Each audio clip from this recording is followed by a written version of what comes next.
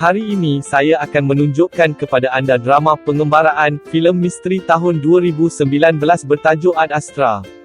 Dalam masa terdekat, di mana orang ramai telah berpenduduk bulan serta Marikh, seorang angkasawan berusia 52 tahun, Major Roy McBride mengambil penilaian psikologi dan menuju ke antena angkasa. Mendaki tangga, dia berada di atas bumi dalam sut angkasa lepas.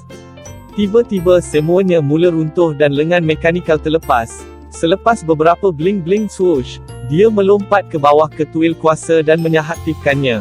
Semasa dia jatuh ke bumi, bernasib baik dia dilengkapi dengan ketenangan yang luar biasa dan payung terjun.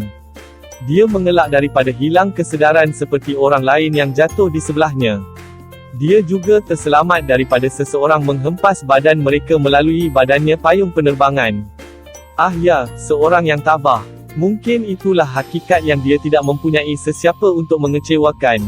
Kembali ke tempatnya, dia mendengar berita melaporkan ribut elektrik di seluruh dunia bumi. Roy menghadiri mesyuarat dengan Spacecom.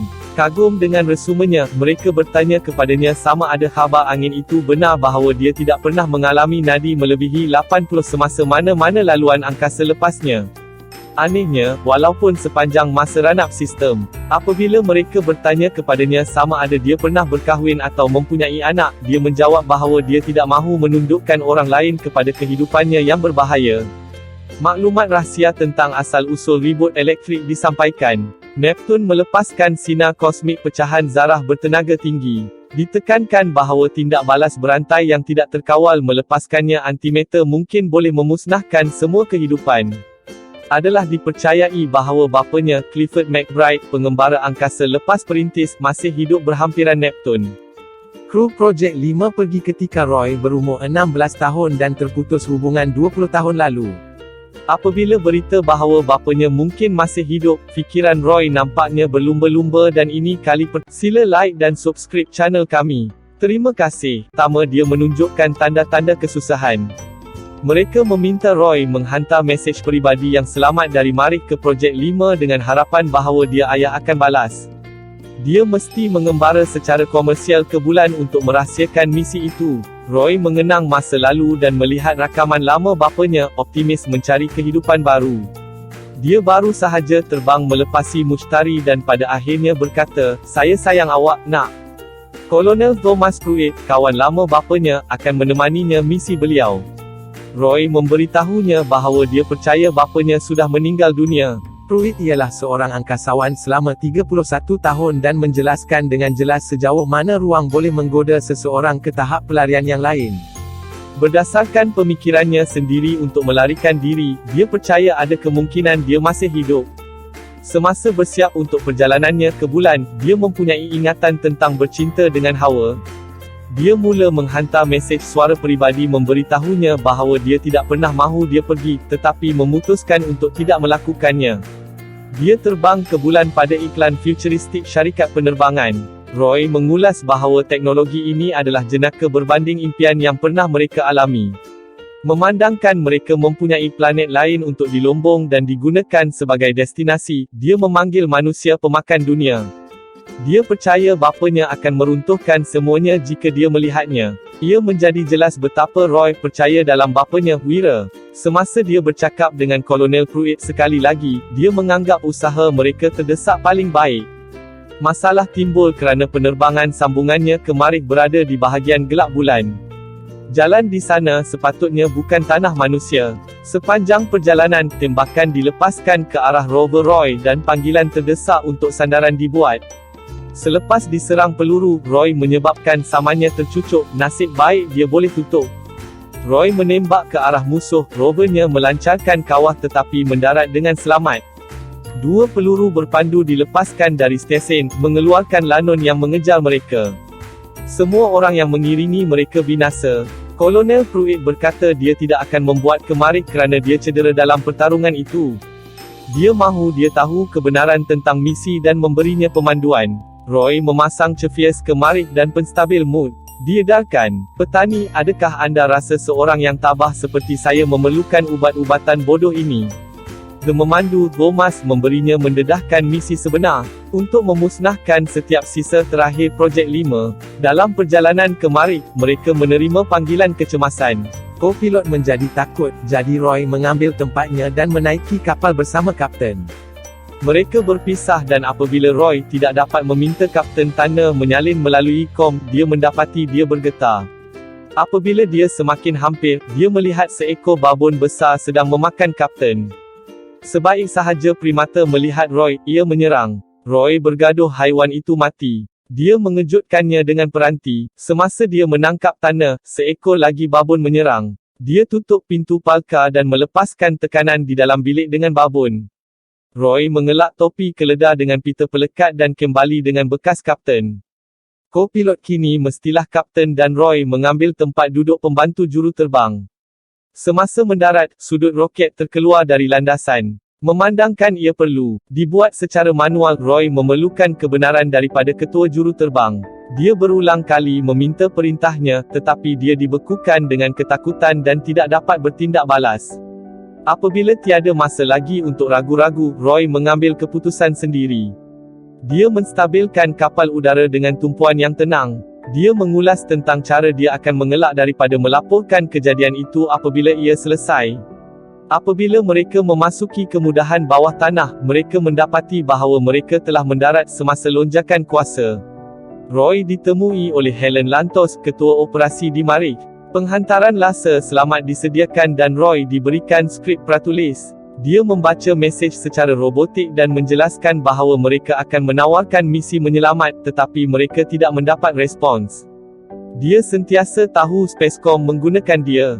Tetapi apakah pilihan yang dia ada? Dia merasakan sedikit kerinduan dan berharap ayahnya masih hidup. Roy menyimpang dari skrip buat kali pertama dan bercakap tentang kenangan bersama yang tulen buat kali pertama. Perbualan berlaku antara pegawai dan mereka tiba-tiba memaklumkan kepadanya bahawa dia akan kembali ke bumi tidak lama lagi. Roy bertanya sama ada mereka telah menerima jawapan daripada bapanya, tetapi dia diberitahu bahawa dia tidak lagi sihat untuk misi itu kerana hubungan peribadinya. Dia menegaskan bahawa bapanya mesti menjawab dia jika mereka akan menariknya keluar dari misi itu. Spacecom tidak memberitahunya dan dia berasa sedikit pun terdesak. Dinding yang dia bina sendiri mula retak apabila tekanan darahnya meningkat di atas 80 buat kali pertama dalam keterujaannya. Selepas gagal dalam penilaian psikologi pertamanya, dia dihantar ke bilik berwarna putih yang menenangkan dengan lukisan bunga dan burung. Apabila Helen Lantos memasuki bilik, dia mula-mula menyalak dia perlukan masa untuk berfikir sendiri. Kemudian dia bertanya kepada Roy jika dia tahu bahawa terdapat peluru nuklear di atas Cepheus, yang akan meninggalkan misi pencarian dan pemusnahan ke Neptun tidak lama lagi. Helen membawa Roy ke kawasan lain di pangkalan itu dan memberitahunya semua yang dia tahu. Dia percaya dia bapa masih hidup dan memberitahunya bahawa dia dilahirkan di Marikh dan hanya sekali ke bumi. Dia mendedahkan bahawa ibu bapanya berada dalam misi 5. Jeritan kedengaran pada rakaman, kemudian ayahnya muncul. Orang ramai mula memboikot misi itu, mahu pulang ke rumah, mahu berputus asa selepas 16 tahun mencari kehidupan lain. Dia tidak boleh membiarkan perkara itu berlaku. Katanya, mereka perlu meneruskan pencarian. Ini adalah sesuatu yang lebih besar daripada diri mereka sendiri. Bila anak kapal mensabotaj kapal itu, dia terpaksa bertindak balas dan membunuh semua orang. Spacecom mempunyai menjadikannya hero untuk melindungi diri mereka sendiri. Roy bertanya sama ada Helen boleh membawanya ke Cepheus. Helen membawa Roy dekat dengan shuttle. Dia memanjat ke bawah tiub menetas dan menyelam ke dalam tasik dalam pakaian angkasa penuh, menggunakan tali untuk maju. Ia adalah panggilan rapat dan Roy hanya membuat ia ke Cepheus sebelum ia berlepas. Roy menegaskan bahawa dia bukan ancaman, tetapi dia rayuan tidak didengari. Spacecom mengarahkan anak kapal untuk meneutralkan Roy dengan apa-apa cara yang perlu. Mereka berjuang untuk mendapatkannya dan apabila tembakan mengenai salah satu tangki oksigen, udara mula menjadi beracun. Dalam keadaan terdesak, dia cuba memakai topeng pada kapten, tetapi sudah terlambat. Misi radio Roy kawalan untuk menerangkan sebab dia menaiki Cepheus dan dengan dukacitanya memaklumkan kepada mereka bahawa semua anak kapal telah meninggal dunia. Roy menyatakan bahawa dia dalam perjalanan ke Neptun untuk memusnahkan mana-mana saki baki 5 projek. Dia mematikan semua alat komunikasi untuk mengelakkan pengesanan, dan memulakan perjalanan selama 79 hari. Di atas kapal, Roy menonton video Howard bercakap tentang betapa sibuknya dia dengan kerjanya. Roy memasukkan tiup suapan ke dalam perutnya, dan elektrod pada badannya, mungkin untuk merangsang ototnya semasa berada di angkasa. Dia mengalami banyak kenangan yang bercanggah sebagai dia bergelut untuk bersendirian sekian lama, dan keadaan mental dan fizikalnya mula merosot. Roy akhirnya mendekati Neptun dan memasukkan kod nuklear untuk mengakses bahan letupan. Semasa dia menghampiri stesen 5, kapal angkasanya terjejas oleh lonjakan kuasa dan kehilangan kuasa. Roy menghubungi 5 untuk menghubungi bapanya. Kapal angkasanya rosak dan tidak boleh berlabuh. Jadi dia meninggalkan kapsul itu dan naik ke 5, kerana ia terapung ke angkasa tanpa dia. Apabila Roy membuka pintu, dia mendapati angkasawan mati terapung apung dan video muzik sekolah lama masih bermain. Di dalam bilik bapanya terdapat nota gila yang ditulis pada beberapa kertas dan jurnal. Apabila dia menjumpai bilik dengan antijirim, dia meletakkan peranti nuklear itu. Tiba-tiba, dia mendengar bapanya memanggil namanya. Selepas jeda yang lama, Roy berkata, "Hai ayah, adakah kamu bersendirian?" Clifford menjawab bahawa dia sudah lama bersendirian. Roy menyatakan dia cuba menghentikan lonjakan itu. Clifford menjelaskan bahawa pelarian terakhir percubaan menyebabkan kehancuran. Roy memberitahunya sudah tiba masanya untuk pulang, tetapi ayahnya berkata dia sudah. Sila like dan subscribe channel kami. Sila layari peti deskripsi channel ini untuk beri sokongan anda. Untuk tonton filem-filem lain sila lawat playlist channel kami. Terima kasih.